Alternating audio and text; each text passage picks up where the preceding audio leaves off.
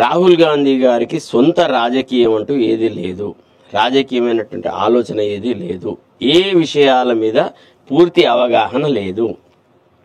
ఎవడేది చెప్తే గదే వింటున్నాడు, గారకంగానే పోతున్నాడు. ఒక్కొక్కసారి ఆయనకు స్పీచ్లు రాసిచ్చిన వాళ్ళు మంచిగా స్పీచ్ రాసిస్తే సక్సెస్ అవుతున్నాడు, ఆయన సొంతగా ఆలోచించినప్పుడు చెత్త మాటలు మాట్లాడుతున్నాడు.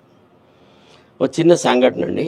మేము ఢిల్లీలో పనిచేసే రోజుల్లో కూడా రాజీవ్ గాంధీ గారు ఒక ఇండిపెండెన్స్ డేకి చాలా బ్రహ్మాండమైన స్పీచ్ ఇచ్చినాడు, అద్భుతమైన స్పీచ్ ఇచ్చినాడట. అసలు ఎంత గొప్పగా మాట్లాడినాడంటే 100 రూపాయలు ఢిల్లీలోంచి మనం గనక పంపిస్తే 10 రూపాయలు కూడా పేద ప్రజలకు రావట్లేదు. దళారీ వ్యవస్థ అనేది రాజకీయాలను సర్వనాశనం చేస్తుంది, కలుషితం చేస్తున్నది. అందుకే గ్రామ స్వరాజ్యం తీసుకురావడానికని మేము 73, 74వ రాజ్యాంగ సవరణలు తీసుకువచ్చినాము.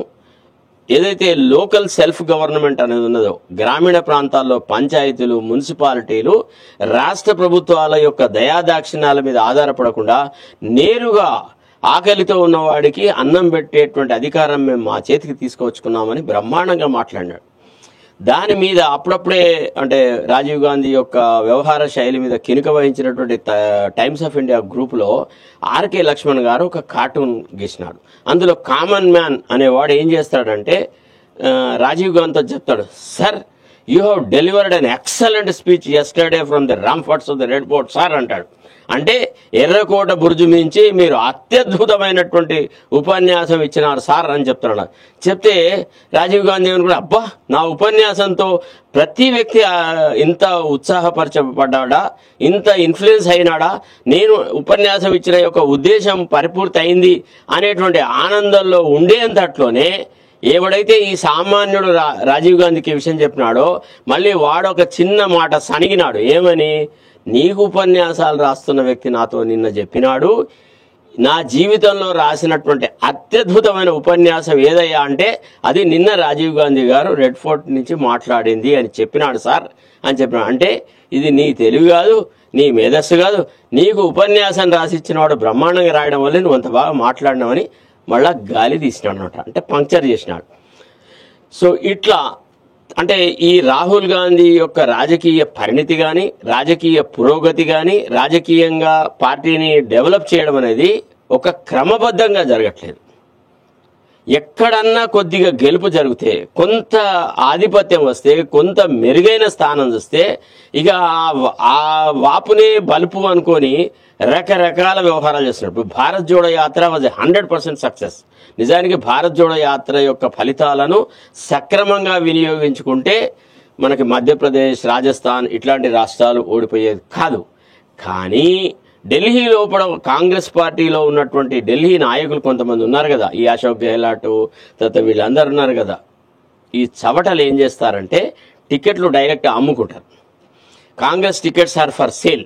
మనం ఎవ్వడు కూడా కాంగ్రెస్ కార్యకర్తలకు ఎవ్వడికి ఎక్కడ ఏ అవకాశాలు రావు. ఇప్పుడు మనం ఇక్కడే మన రేవంత్ రెడ్డికి ఎట్లా పిసిసి అధ్యక్ష పదవి అమ్మినారో అట్టనే ఇక్కడ అంతే. ఎవడు డబ్బు ఉంటే వాడికి స్థానాలు వస్తున్నాడు. ఇక్కడ పొంగులేటి శ్రీనివాస్ అసలు ఎన్నడన్నా ఆంధ్రప్రదేశ్ ఉమ్మడి ఆంధ్రప్రదేశ్ చరిత్రలో కానీ లేదా చంద్రబాబు నాయుడు చరిత్రలో కానీ ఎన్టీ రామారావు దగ్గర ఎప్పుడన్నా రెవెన్యూ శాఖను మొట్టమొదటిసారిగా ఎన్నికైన శాసనసభ్యుడికి ఇస్తారా? ఎన్టీ రామారావు కూడా చంద్రబాబు నాయుడుకి ఇచ్చినాడు రెవెన్యూ శాఖని. అంటే 10 మంది ఎమ్మెల్యేలు ఉన్నారు కాబట్టి బ్లాక్మెయిల్ చేసి వాడు ఆ పోస్ట్ తీసుకున్నాడు. ఎందుకు తీసుకున్నాడు? వాడు సమైక్యవాదులకి తర్వాత బీఆర్ఎస్లో ఎవరైతే భూములను కొల్లగొట్టి కోట్లు సంపాదించుకున్నారో వాళ్లతో వ్యవహారాలు చేసేసి వాళ్లను సరిదిద్దుకుంటూ తాను అభివృద్ధిలోకి రావాలి, నాకు కొంత నష్టం జరిగింది బీఆర్ఎస్ నేతృత్వంలో అనేటువంటి ఆలోచనతో వాడు తీసుకున్నాడు. సో ఈ రకంగా ఏంటంటే ఏం జరుగుతుంది అంటే సహజంగా ఉన్న కాంగ్రెస్ కార్యకర్తలు చవటలు దద్దమలై సప్పుడేక నోరు మూసుకుంటారు. ఇక ఈ మధ్య వచ్చినటువంటి పిరిగాళ్ళు ఇతర పార్టీలలోంచి కాంగ్రెస్ పార్టీలోకి వచ్చిన వాళ్ళకే ఎక్కువ ఆధిపత్యం వస్తుంది. తద్వారా కాంగ్రెస్ సర్వనాశనం అవుతుందన్నమాట. సో మధ్యప్రదేశ్లో అట నాశనమైంది, రాజస్థాన్లో నాశనమైంది, ఈ ఎక్కడ పోయింది జార్ఖండ్లో అక్కడ నాశనమైంది, అది ఏమి లేకుండా పోయింది. ఛత్తీస్గఢ్లో వాళ్ళ పరిపాలన ఉండేది, అక్కడ భూపేష్ బఘెల్ ప్రభుత్వం ఓడిపోయింది. సో ఈ రకంగా ఈ వృద్ధ నాయకత్వం ఏదైతే ఉందో, ఈ పురుగులు ఏవైతే ఉన్నాయో చూస్తున్నారు కదా, కాంగ్రెస్ యొక్క ఫలాన్ని ఏవైతే ఛేదిస్తున్నాయో వాళ్ళకి ఎదురు చెప్పేటువంటి సత్తా సామర్థ్యం వీళ్ళకి లేదు. పోనీ మరి వాళ్ళ ఆలోచన సరళితో విభేదించేది లేదు. ఎప్పుడన్నా వాళ్ళు ఏం చేస్తారు, రాహుల్ గాంధీని పొగుడతారు. నీ భారత్ జోడో యాత్ర, భారత్ జోడో యాత్ర, భారత్ జోడో యాత్ర, భారత్ న్యాయ యాత్ర, భారత్ న్యాయ యాత్ర, రాజ్యాంగానికి ప్రమాదం ఉంది, ఈ కాంగ్రెస్ ఎప్పుడు కాన్స్టిట్యూషన్ ఇటు అటు గిరగిర తిప్పాలా, కుల జనగణన ఇక ఇవేని ఏమై క్యాచివి. అంటే ఆకలి ఉన్నాడికి అన్నం పెట్టులేదు, నిరుద్యోగం గురించి మాట్లాడలేదు, పేద ప్రజల యొక్క ఉద్ధానానికి జరిగే కార్యక్రమాల గురించి మాట్లాడలేదు. మరి పోనీ ఇచ్చిన ప్రామిసెస్ అమలు జరుగుతున్నాయా మా పరిపాలిత రాష్ట్రాల్లో అంటే ఆ విమర్శ లేదు, ఆ రివ్యూ లేదు. సో మొత్తానికి ఇట్లా సర్వనాశనమై కాంగ్రెస్ పార్టీ అనేది ఈనాడు ఒక జీవోత్సవంగా తయారైంది. కాంగ్రెస్ పార్టీ యొక్క స్లోగన్స్ కానీ, కాంగ్రెస్ పార్టీ నాయకుల మాటలు కానీ అరణ్య రోదన అంటే క్రైయింగ్ ఇన్ వైల్డర్నెస్ అంటారు కదా, ఆ రకంగా తయారైంది కాంగ్రెస్ పార్టీ రాజకీయ సరళి.